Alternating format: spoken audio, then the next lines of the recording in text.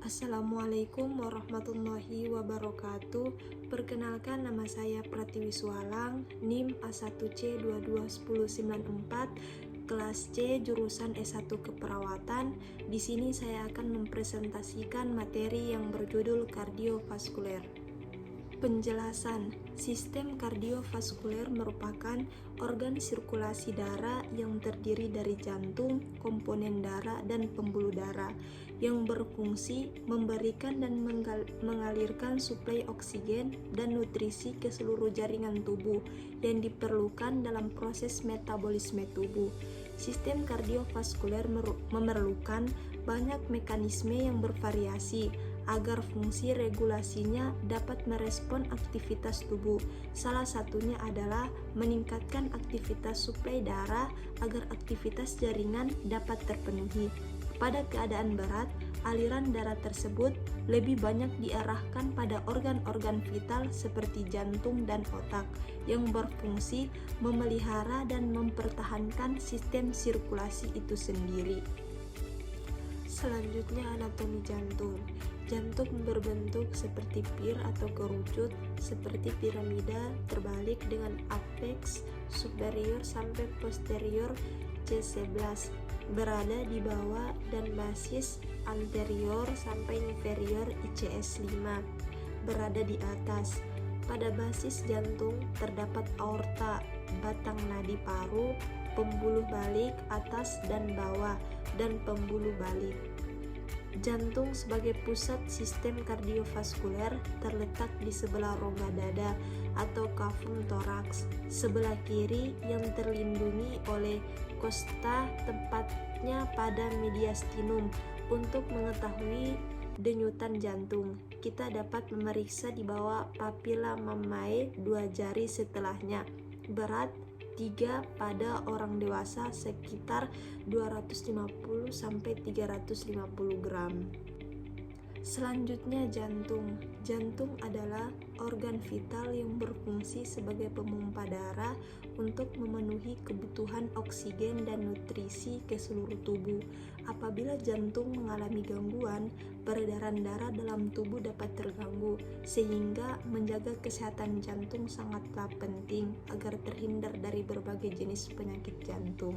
Selanjutnya, lapisan dinding jantung.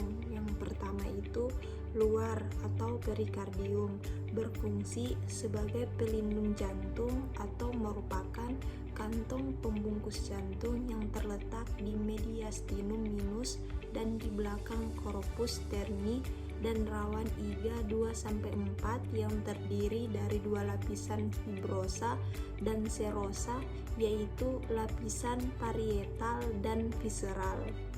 Yang kedua, tengah atau miokardium, lapisan otot jantung yang menerima darah dari arteri koronaria. Yang ketiga, dalam atau endokardium, dinding dalam atrium yang diliputi oleh membran yang mengikat, terdiri dari jaringan endotel atau selaput lendir endokardium kecuali auricula dan bagian depan sinus vena cava.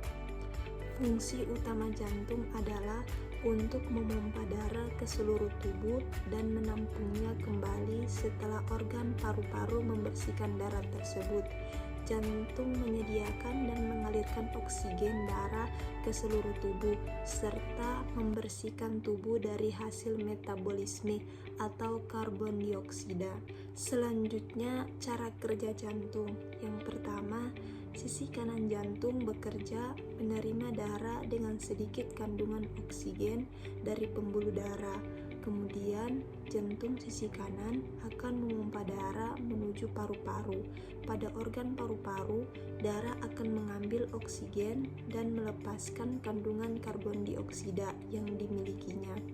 Dengan begitu, darah memiliki kandungan oksigen yang cukup untuk selanjutnya dialirkan ke seluruh tubuh.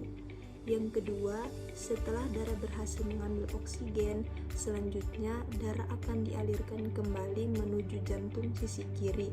Dalam hal ini, jantung sisi kiri menerima darah yang kaya oksigen, kemudian akan memompanya melalui arteri menuju seluruh tubuh. Selanjutnya, sistem sirkulasi pada manusia dibagi menjadi dua, yaitu sistem peredaran darah dan sistem limfa.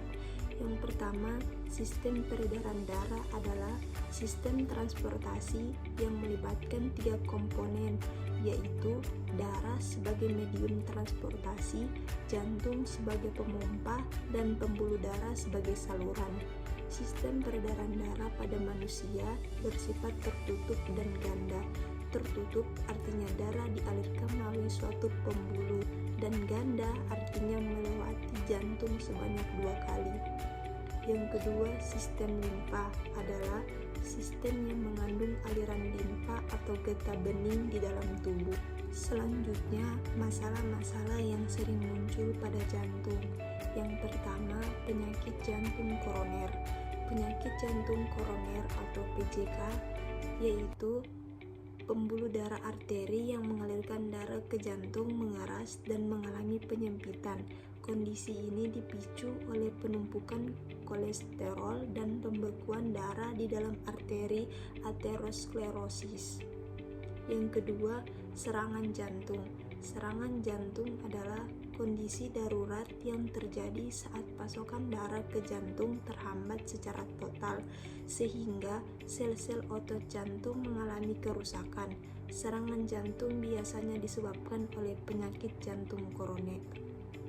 Selanjutnya yang ketiga, aritmia.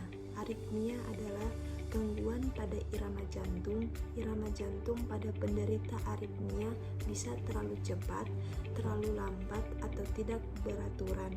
Aritmia terjadi ketika rangsangan listrik yang mengatur detak jantung terganggu, sehingga jantung tidak bekerja dengan baik.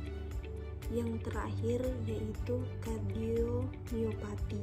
Kardiomiopati merupakan gangguan pada otot jantung.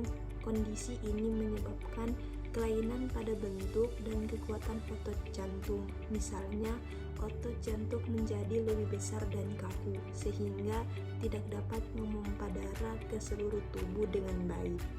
Demikian presentasi dari saya, lebih dan kurangnya mohon maaf. Wassalamualaikum warahmatullahi wabarakatuh.